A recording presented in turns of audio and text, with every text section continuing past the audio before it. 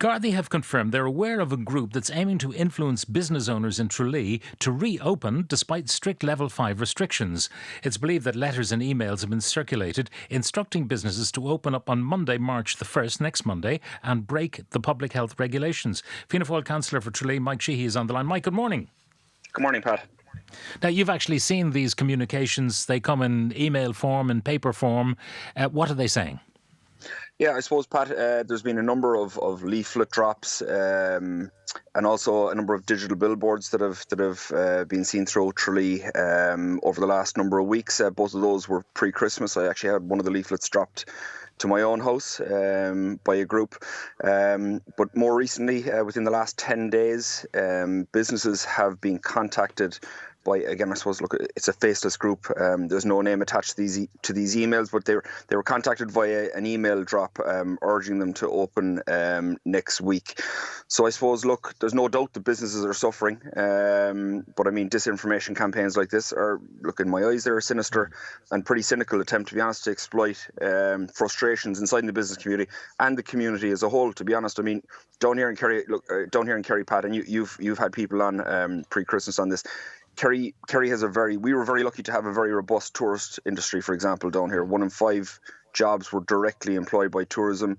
It brought about 620 million into the county last year. To say that there's a frustration in the sector is true, but to be honest with you, from direct conversations that I've been having with businesses on the ground in Tralee, specifically, businesses are aware that COVID is still here. COVID is still a huge issue, and it's one that we really have to deal with currently. And look, you had Luke O'Neill on there earlier on in the show. A very, very positive outlook, but a cautious one in the same breath, you know. Yeah.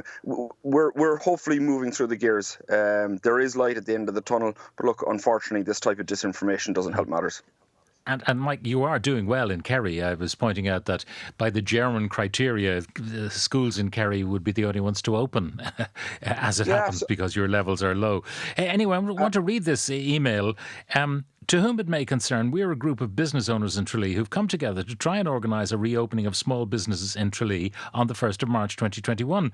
Regardless of your viewpoint on the current pandemic, we believe the ongoing restrictions that our businesses face are unfair and unjust. All of us have spent thousands to upgrade our facilities and services to ensure our businesses are safe places for our customers. This has not been recognised.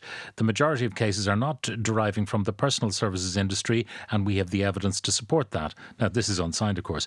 While Tesco, SuperValu, Aldi, Lidl, etc. can have up to 100 customers in their shop at one time, we're forced to stay at home, not allowed to provide our service for one customer at a time with all the safety measures in place. And then it goes on. In Italy, over 50,000 business owners opened against government restrictions. Over 20,000 did the same in Poland. And in both cases, the governments backed down and eased restrictions. This is happening in France and Spain too.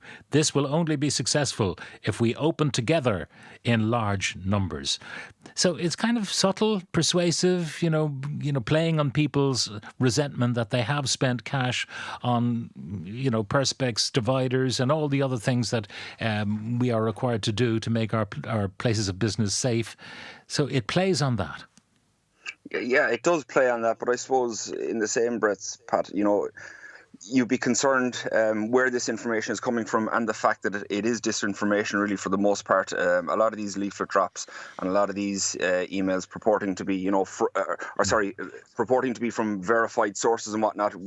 When you scratch the surface and you get underneath it, you know yourself, a lot of this information is totally false and untrue. Now, look, like I said, there is no doubt that businesses and communities are frustrated. You just said there in terms of how well we're doing in Kerry. We really and truly are. We went 3 days consecutively with no cases, but yesterday we saw 11 cases locally. So you must be vigilant. Maintain your vigilance. Absolutely. If you take a step back to December, where we had a moderate level of cases, which then exploded to 8,500 cases at its peak, which then in turn goes back to the core argument regarding all this. It puts our health service under pressure, and this is where the mainstay of the argument is. It's about protecting people, protecting people's lives, protecting people's health. And again, look, I just urge people just to try and double check, try and fact check, and just make sure you're getting your information from reliable sources. But again, I can confirm to you, Pat, that any of these businesses in Tralee that have been contacted by me and that I've spoken to over the last few days, are not interested, or they're not even contemplating in reopening. I mean, initially I wasn't even going to come on, to be honest with you, to discuss this topic, because I thought by doing so, it's only going Giving to draw further oxygen, attention. I know. Yeah. Absolutely. So, and that's why I didn't even mention, for the most part, the information or the data attached to those leaflet drops or to those digital billboards. But look, I just like to commend the business the owners. reason I read it out, I wanted to convey how plausible they are. You know, it's not kind of fascist stuff, you know, ranting and raving. It's all very reasonable.